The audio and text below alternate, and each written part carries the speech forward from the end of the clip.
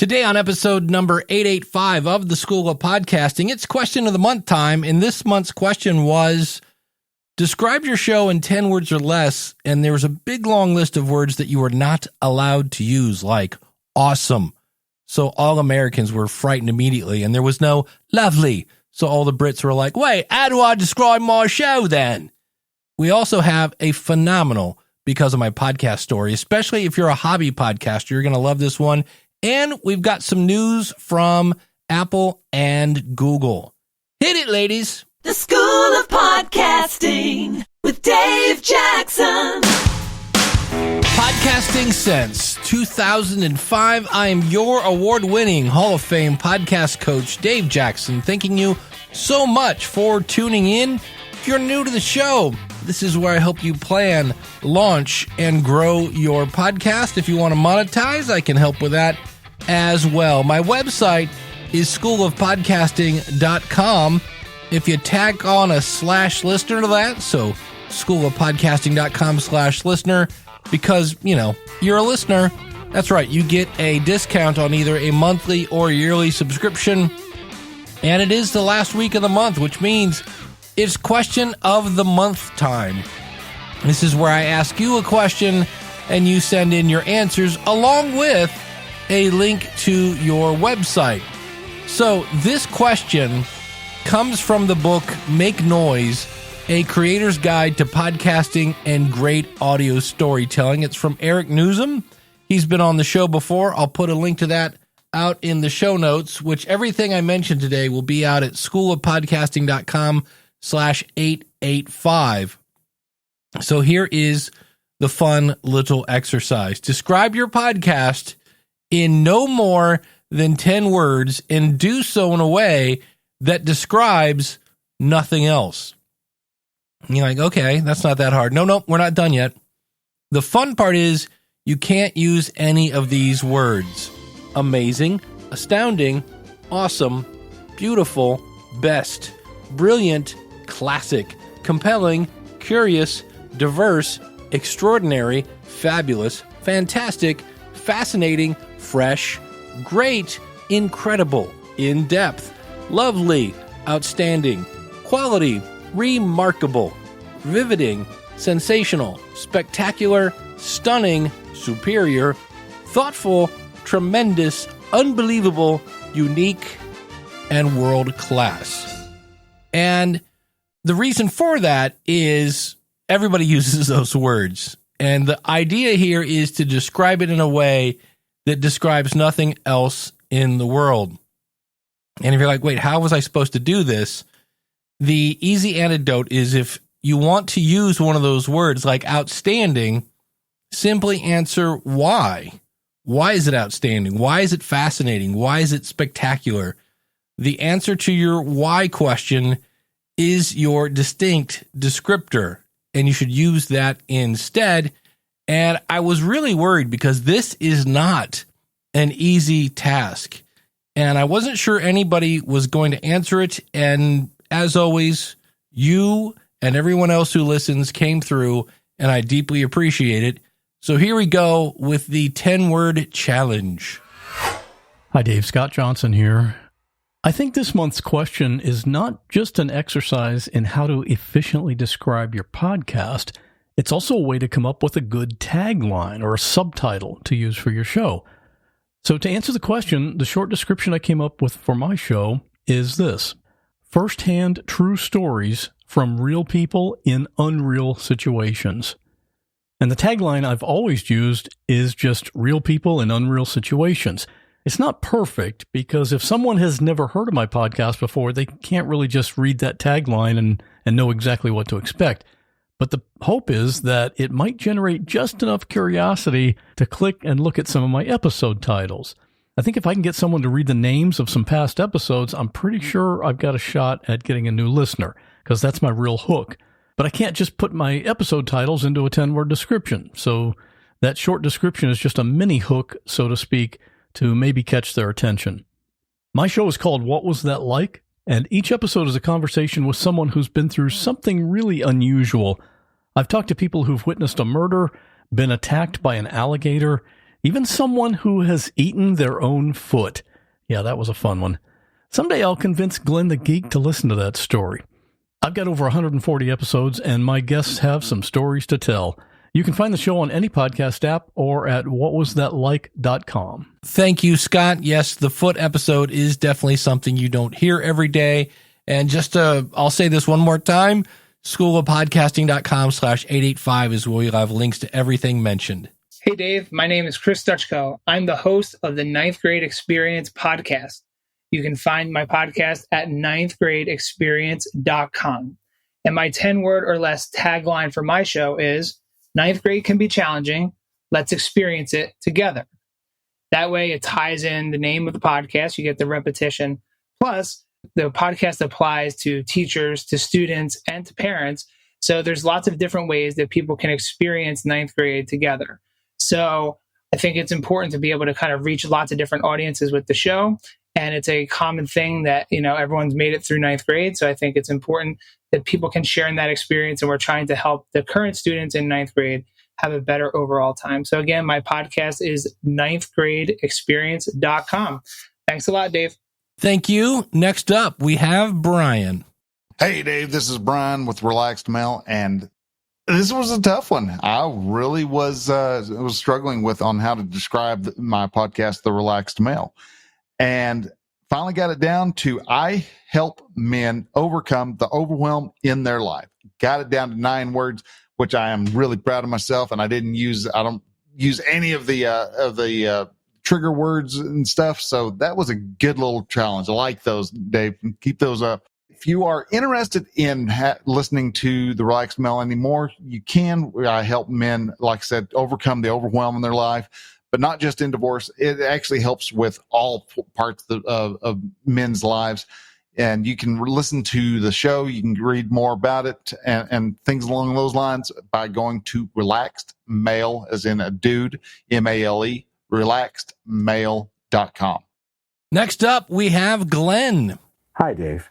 This is Glenn Gabriel from the Coaching Kids Curling podcast. My podcast gives my listeners, quote, advice and resources for youth curling coaches and program organizers. That's 10 words exactly. Whenever I meet other podcasters, I like to joke around and say that my podcast is the nichiest podcast in the world. Not only is it in a niche sport, curling, and not only is it about coaching people in my sport, but it's teaching kids specifically.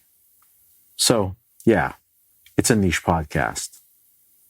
When I started the podcast 3 years ago, I knew exactly what my podcast was going to be about. Why? Because it was the podcast that I needed when I started coaching 15 years ago.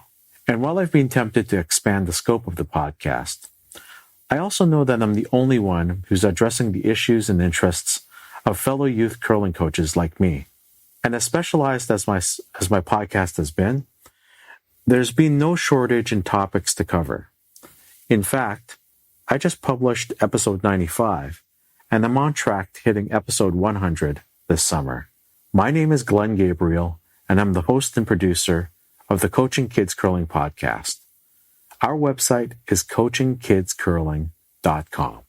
Thank you, Glenn. And while your show is definitely niche, and I love the fact that people can now hear that, you can have a really niche show and still have listeners. For me, the trophy of most niche goes to the Chameleon Breeder podcast. And yeah, that's a real thing. I'm Eric Maynard, the host of Author Blurb. You can find Author Blurb at authorblurb.com, where you can find all the authors and all the beautiful interviews we have. To answer your question of the month, the best way to describe Author Blurb, connecting authors and readers with meaningful Meet the Author interviews. Oh, I thought I heard meaningful. Meaningful was not on the list. Thanks so much, Eric. Hello, Dave. Harris here, host of the podcast Calm History. All right. Here is my sparkle-free 10-word description of my podcast. Relax with stories from history, narrated in a calm voice. Now, I suspect your next challenge will be for us to do it in 5 words. So I'll just submit my response early. Here it is. Relax with calmly narrated history. And I think the name of my website can even get it down to 2 words, along with a domain suffix.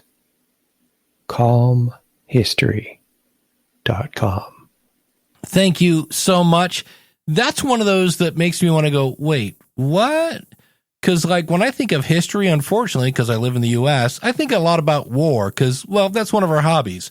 And when I think calm, I do not think war. So that's one of those that Scott was talking about that it just makes you kind of want to go, wait, what? But for the record, I do not need any podcast to help me put me to sleep. I run hard and I run fast. And when it's time to go to sleep, I usually start at my desk by nodding off. Hi, Paul here from PassACLS.com and the Pass ACLS Tip of the Day podcast.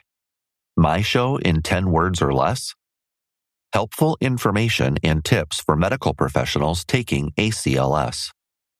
I'm counting ACLS as one word, Dave. I hope that's okay.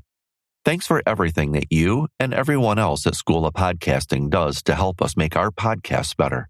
Let's check with the judges. Yep, they say you can use that as one word. Greeting, Dave. How you doing? It's Sean for Radio Free Professional Wrestling. Yes, a crazy podcast covering the strange world of professional wrestling, and I'm here to answer the question of the month. Our podcast is a transatlantic grappling opinion show started by 2 strangers turned friends. And of course, you can follow the show at radiofreepw.com. And Dave, have a great week and stay stunning. I will try to stay stunning. That's tough for me. This is a tough challenge because I went out and I came up with this: insights to help you plan, launch, and grow your podcast. And you're like, oh, good. I didn't use any of the words. However, does that sound like only the School of Podcasting, or does that sound like every other podcast about podcasting out there? And I went, So then I went back and I came up with the longest running, entertaining, educational how to podcast show. And what's funny is that's only 9 words. I thought about the longest running, entertaining, educational way to learn podcasting show. I do have an extra word there. I could throw that on there. That's the fun part, is if I say it's a podcast that focuses on teaching people how to be better podcasters, that could be any of about 30 different shows right now. So that's why I threw in the longest running. Now, as I kind of just brainstorm out loud here, the kind of problem with the longest running is there is a voice in my head that goes, who cares? Right? Like, who cares? It does set me apart. It is true, but I'm not sure in terms of that is a feature, right? That's a feature of the School of Podcasting. I don't even know if it's a feature. It's a fact about the School of Podcasting. The question is, what's the benefit to that? I mean, it's sage advice from a podcaster's Hall of Fame curmudgeon. That's 10 words. It's hard. It really is. This past weekend, my regular co-host on Ask the Podcast Coach, Jim Cullison, was not available. And so I had Dan Lefebvre fill in. He does a show called Based on a True Story Podcast. And why did I pick Dan? Because he's one of my he's a sponsor. And he's always super active. I kind of know Dan from interacting online. And Jim had him on his show. And I had him on. And what was interesting is I'd never listened to Dan's show on a regular basis. I kind of popped in and out. And I went over and listened. And here's the cool thing. It's based on a true story podcast. So the whole point is when you go to a movie, the lights dim, the screen comes up all black, and then in white letters it says based on a true story. His whole point of his podcast is to answer the question, how much of this movie is actually true? And so when I tuned in, I kind of expected like a movie podcast, And instead, it was very much a history podcast. And he did something where he does 2 truths and a lie, which is a great idea. That's not original. He didn't come up with that, but he applied it to his podcast so that you are instantly listening harder, if that's even a phrase. But I was really paying attention because I wanted to figure out which one was the truth and which one was the lie and which 2 were the truth. And as I just listened to it, I was like, this show isn't like any other show I've heard. It's completely unique. Now, there may be other shows like it. I just haven't discovered them. But I like the fact that it wasn't 2 guys going, did you like the movie? I don't know. I thought it sucked. Yeah, I liked it. Yeah, okay. You know, the typical movie podcast, and my apologies if that was your show. But, I'm not your target audience for that. And it wasn't your typical, welcome to history class, where we're going to talk about what happened to, that whole 9 yards. So it was kind of a mix of both. And so as we go through this example, we should be thinking about how can my show be different than the other 400 shows about podcasting? And so I realized the default answer, and it's true, is you. If you're doing a podcast about podcasting, you're going to bring your own slant. Now, in my case, I hang out in a lot of Facebook groups and Reddit groups. And of course, I am tech support and the head of Libsyn Education at Libsyn.com, which is one of the biggest podcast hosting companies. So I have a different view than some people, and I try to bring that in. And then my background's in education. So I'm not sitting here trying to get you to sign up for 3 easy payments. All I need is your firstborn, your left leg, and maybe your grandma, right? I'm not that kind of hard sell kind of guy. I'm much more into education than I am making a gazillion dollars. Now, I like money, and I ask you throughout this show that if you want to start a podcast, I would love to help you. But I've heard others that are a much harder sell than what I do. So that's, I guess, what makes me unique in a way. But it's something that we should be pondering. What can I do differently? And here's the big one that delivers value to my audience. One of the things I did, and I only had a few people mention this, but if you notice, we have a Because of My Podcast story today. And I used to lead off with, hey, welcome to the show. Today we're going to be talking about topic A, but first I have a Because of My Podcast story. And I always say, when you say the phrase, we'll talk to this right after this, or right after, that whole night, whatever's coming after when you say, but first, better be really good. And I love Because of My Podcast stories. Now, can I pull back the curtain? The reason I like Because of My Podcast stories, and if you have one, feel free to go over to schoolofpodcasting.com/because. But the reason I like them is, look, I sit here week after week trying to get you to start a podcast so I can help you plan, launch, and grow and monetize it. But it's so much better when somebody else says something cool and I can go, see, they did this. This is how they benefited from it. And then you go, oh, you know what? Maybe I'll start a podcast. Let's see, where should I go? How to learn? Oh, I know, maybe Dave. And we've got a great Because of My Podcast story, especially if you're a hobby podcaster, right after this. I have a Because of My Podcast story that might be useful to people, especially hobby podcasters. My name's Craig, I'm an English teacher, and our podcast helps mainly Spanish speakers, but not exclusively Spanish speakers, to improve their English. Now, when my co-host and I launched the podcast back in 2014, it was purely a hobby podcast. And although over the years we've had sponsors, we've earned some money, I never thought that the day would come when I'd need to rely 100% on my podcast as my main source of income. But that all changed during the COVID pandemic, because the language school that I'd been working for 24 years needed to reduce its teaching staff by 35%. And suddenly I was out of the door, and no other language schools where I live were hiring because of COVID. But hang on a minute, I thought I've got thousands of potential paying students listening to our podcast. and I felt quite comfortable teaching on Zoom. So fast forward about 2.5 years and quite a lot of work, I now have my own online growing language school because of my podcast. Because about 90, probably 95% of my students come to me because of my podcast. They like what I'm doing on the podcast. They hear me, they get to know me, and they're happy to pay to study with me online. So all this to say, you never really know how your career, how your situation, your life will change due to circumstances beyond your control. And I'm very thankful for the work I've put into the podcast over the years, developing it, growing it.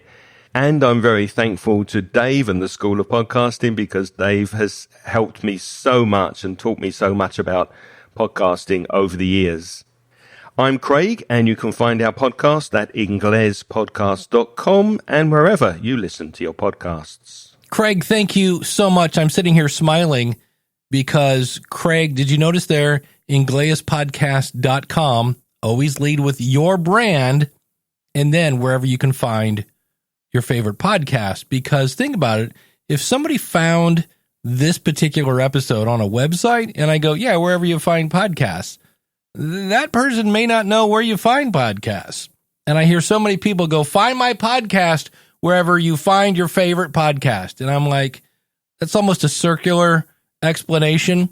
What's a podcast? Oh, a podcast is, well, it's a podcast. So always direct them back to your website. Always have buttons there to subscribe on Apple, Google, Spotify, and Amazon. And that way, if they share that link back to your website, that will boost your SEO. And that way, if somebody listens on your website and they stay there, Google's going to go, that's interesting. Every time somebody goes to Dave's website, they're there for like 14 minutes. And that might boost your SEO. But I did say the magic word Google. I can't remember if I've told you this or not, but as I record this, the last week of June, Google Podcasts, we don't know what's going on over there. But if you submitted your show over there and it hasn't been accepted, or if you have episodes and it's been a couple weeks and they're not showing up, the symptoms appear to show that there's something going on at Google Podcasts that's not great. Now, every app has a bad day every now and then, whether it's Spotify or Apple or whoever. There are delays, but this is really something that I'm like, yeah, something doesn't look right here. So if you're kind of freaking out about Google, don't. It just seems like something weird is going on over there, and I'm sure they will figure it out. Keep in mind that anytime you see your show appear in app 1, 2, and 3, but it's not in 4, it's not your media host, because if there was a problem with Libsyn or Captivate or Buzzsprout or whoever you're using, then if there was a problem there, then it wouldn't show up anywhere. So keep that in mind. But Craig, thanks again for that story. I'm so glad to hear that podcasting helped you land on your feet. I was in a similar situation. I'd been teaching in the corporate world for many moons, but I'd been podcasting for 10. And when I was let go from my job because, well, yeah, they hired a bunch of sales guys that couldn't sell training, I was happy enough to land in the world of podcasting and doing tech support for Libsyn. So if you're thinking of starting a podcast, not only is it a great hobby, but in the immortal words of Jordan Harbinger, dig the well before you're thirsty. Apple announced this week that they've done some improvements for podcast discoverability by elevating 9 subcategories and charts. Oh, yes, charts. Listeners can quickly find, oh, how I love this phrase, new and noteworthy podcasts. Yep, I did. It still happens. I threw up just a little bit in my mouth. Covering mental health, relationships, parenting, and more, and easily explore curated show recommendations for over 20 languages. Well, that's cool. They're making search better. In fact, I've said in the past, Apple search was awful, and it's definitely made strides in the past. They said they've added 9 subcategories to the search tab across devices, making it easier for listeners to discover their next favorite show among a variety of popular genres and topics. Those subcategories are mental health, relationships, self-improvement, personal journals, and that caught my eye. I do a show called Building a Better Dave. I have to make sure I'm in that because that's exactly what that show is. Entrepreneurship, documentary, parenting, books, and language learning. So if I'm Craig, I want to make sure I'm in the language learning category. Now, each subcategory has, are you ready? Its own charts. That's right. You can now obsess daily, hourly, even minute by minute on your placement in charts, which, by the way, does nothing for your actual audience, but it displays the top shows and top episodes available in a listener's market. So, for example, a listener in the U.S. can browse the charts for mental health. So both of you people doing that, you can now do that for mental health, which display the top 200 shows and top 200 episodes available in the U.S. based on a mix of listening, follows, and completion rates. Notice what it said there, a mix of listening. So how many people actually click play, how many follows, those are the people like, I like your stuff so much, I'm going to follow you, and how far they listened. Again, just a reminder, nothing about ratings and reviews. All 19 categories and these 9 subcategories have been refreshed with new artwork and recommendations. These include Apple Podcast Essentials, all-time favorite podcasts for each category, curated by our global editorial teams. That means humans, no algorithms here, along with easy-to-navigate rows for charts and additional subcategories. Select categories including comedy, society and culture, sports, and who could forget true crime will also regularly showcase new and noteworthy, just a little bit, shows, standout shows of the month, featured channels. So they're going to treat these subcategories like they're basically big categories, which is cool. Again, it's a little more discoverability. I personally find podcasts not by searching in whatever app I'm using, but by somebody going, hey, have you heard this show?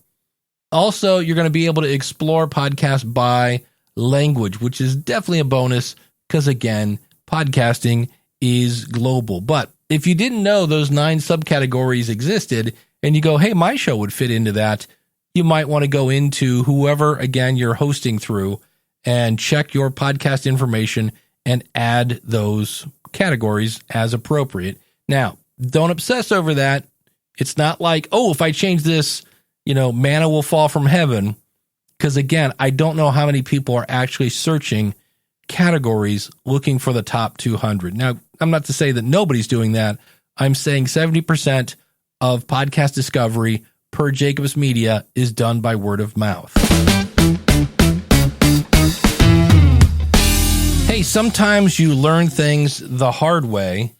And I just wanted to share something. I put out an episode of The Future of Podcasting last week, and I had a very weird situation where I love Hindenburg, and somehow, some way, who knows, it's tech, but I listened to the episode, everything was great, and I exported it, and then I didn't listen to it before I uploaded it, and everything was great, and I went to bed and woke up the next day, and a bunch of people said, do you know that the interview is missing?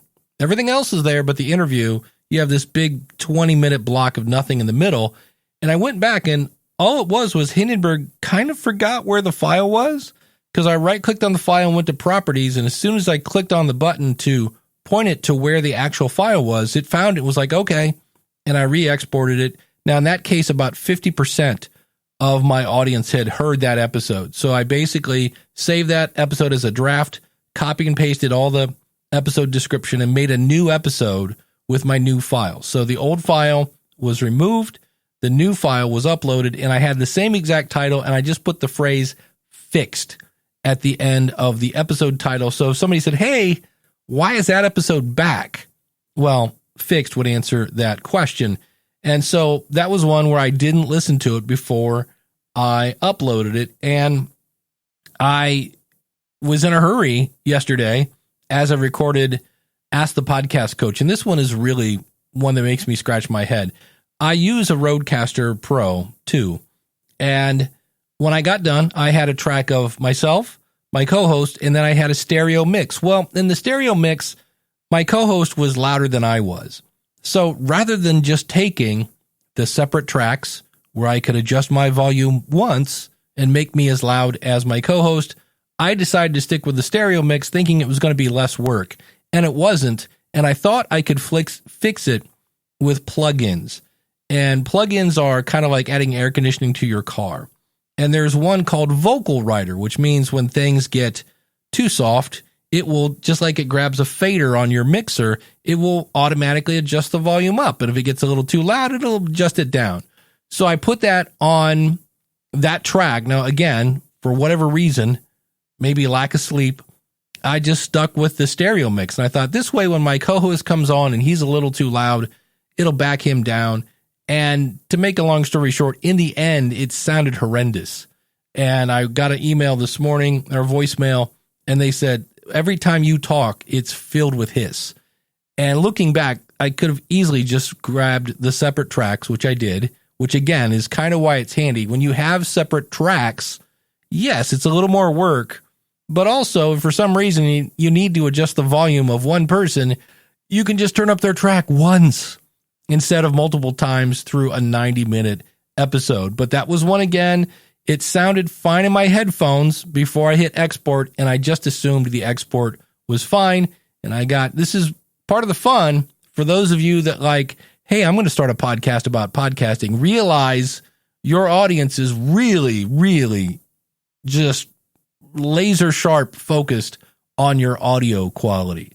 And so that's one of the things I'll be doing later on this evening, is doing what I should have done and just do separate tracks, adjust my volume once, and of course, I will listen to it before I upload it for the public. If you've been thinking of starting a podcast, realize you can join the School of Podcasting absolutely worry-free because we have a 30-day money-back guarantee. But if you just want to dip your toe in the water, you can go to schoolofpodcasting.com/baby steps, and that will take you to an absolutely free course that answers most common questions that podcasters have when they're getting started. Check it out, schoolofpodcasting.com/baby steps. And if you missed last week's episode, schoolofpodcasting.com/884, we were talking about how to do a solo episode without sounding scripted. And in next week's episode, I'm going to be talking with John from datadrivenmarketing.co. Some really interesting stuff. Now, he has a podcast about how to sell an online course. And if you're like, well, I'm not selling an online course, there's really some great marketing 101 stuff that I think you'll still enjoy. So, of course, you can always go to schoolofpodcasting.com/follow and never miss a show.